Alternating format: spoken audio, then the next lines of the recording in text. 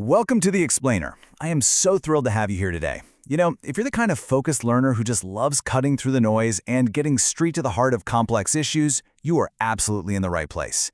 Today, we're unpacking a really fascinating, rapidly evolving political dynamic, the deep internal fracturing happening right now within the Democratic Party. By looking closely at recent primary results, insider reports, and strategic shifts, we're going to explore this growing divide between the party's progressive wing and its moderate center. And as always, our goal here is to be strictly impartial. We aren't taking sides. We're simply looking at the data, the direct quotes, and the structural realities of this political moment to understand exactly what is happening behind the scenes. Okay, let's dive into our roadmap for today. 1. Progressives on the march. 2. The moderate counterattack. 3. Leadership in the middle. 4. The Republican reaction. And 5. The general election dilemma. Section 1. Progressives on the march. So to really understand this current divide, we've got to look at the massive momentum generated by recent primary elections, especially the shockwaves sent out from New York. This momentum was captured perfectly by Senator Bernie Sanders right after those primaries. He literally said progressives are on the march in the United States. He was directly celebrating the fact that progressive challengers successfully ousted incumbents and grabbed 3 highly contested congressional seats right in New York City. The message from the progressive wing is incredibly clear. Voters are rejecting status quo politics, and they want a government that actively challenges traditional establishment norms. And honestly, this matters to you directly, because this ideological tug-of-war will ultimately decide exactly whose names appear on your ballot in November. But here's the thing. This isn't just an isolated New York phenomenon. Not at all. As you can see, these victories are part of a much broader trend, rippling across multiple states. We're seeing significant progressive wins in New Jersey, California, and get this, even Montana. The progressive faction is basically proving that they can organize, mobilize voters, and actually win races across remarkably diverse geographical landscapes. Now, with all that momentum comes some pretty aggressive demands for party unity, but on progressive terms. Figures within this movement are sending a very clear warning to the establishment. Listen to what Representative Alyssa Slotkin noted. She said that if people can't understand that the game has fundamentally changed and they can't adapt, then they need to let others lead. We're seeing this from incoming figures like Brad Lander in New York, too, basically arguing that if moderate Democrats don't support progressive nominees, they risk being targeted in primary themselves. So the implication is stark, right? Adapt to this ideological shift to the left, or you're going to be left behind. Section 2. The moderate counterattack.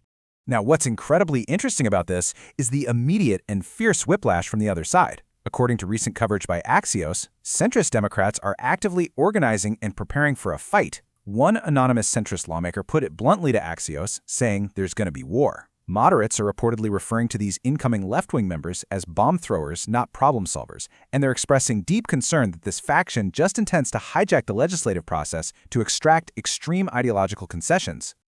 So to formally draw a line in the sand, moderate Democrats launched a brand new pledge called the Promise to America Initiative.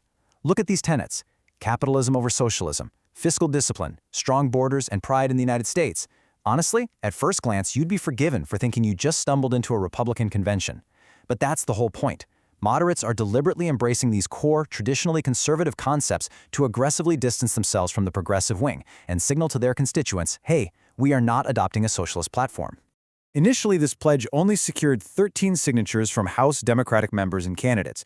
I know, 13 might seem like a tiny drop in the bucket, but organizers emphasize this is merely the launch pad.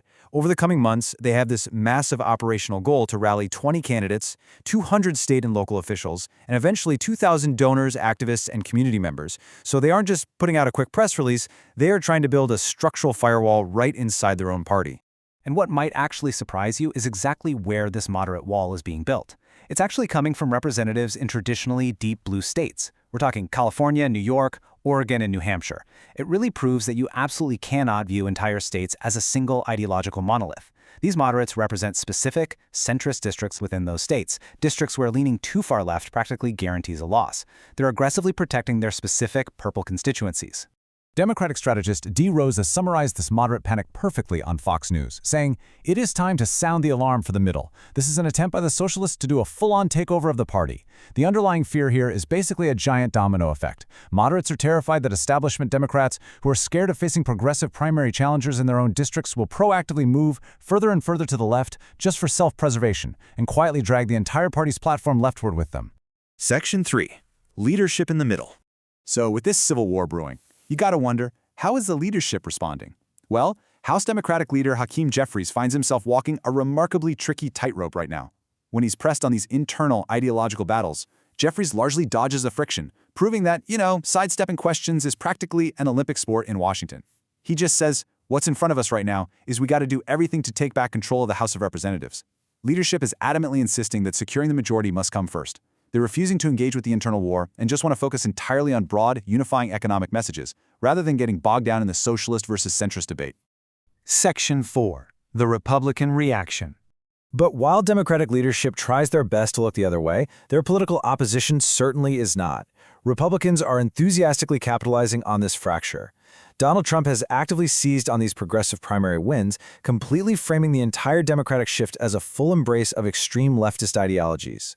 He stated, "The communists are finally making their move. I've been waiting and preparing for this for a long time." By amplifying the most aggressive elements of the progressive wing, the Republican strategy is to paint the entire Democratic Party with that exact same brush. Let's look at how this builds into an actual concrete election strategy. The conservative playbook basically follows three very distinct steps.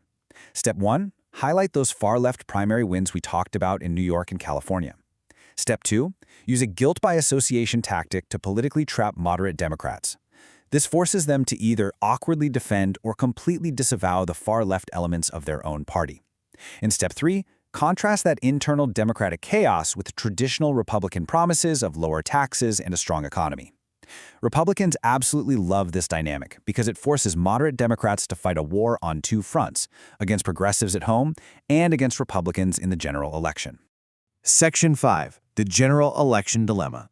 So the absolutely crucial point here is how this all plays out when it's time for the whole country to actually vote. This presents a stark polling reality that has centrist Democrats entirely panicked. Inside the closed ecosystem of a Democratic primary, progressive, socialist-leaning policies are highly popular and consistently win elections. But when you zoom out to include all voters in the general electorate, those same progressive platforms remain severely unpopular. It creates an almost impossible balancing act for candidates who are just trying to survive purple districts. And that results in what we call the independent voter squeeze. Think about it. Moderate and independent voters care deeply about pragmatic issues like sensible tax policies, secure borders, and public safety. If these voters start to feel like the Democratic Party is entirely surrendered to its far-left flank, they might just jump ship entirely. The massive risk for Democrats isn't just losing moderate politicians to primary challengers, it's losing the moderate, independent voters who ultimately decide the general elections. Which leaves us with this final, really profound question. Will this ideological fracture successfully redefine the Democratic Party for a whole new generation? Or will this internal civil war ultimately cost them the general election? It's a high-stakes political drama, for sure, and the outcome will definitively shape the country's trajectory for years to come.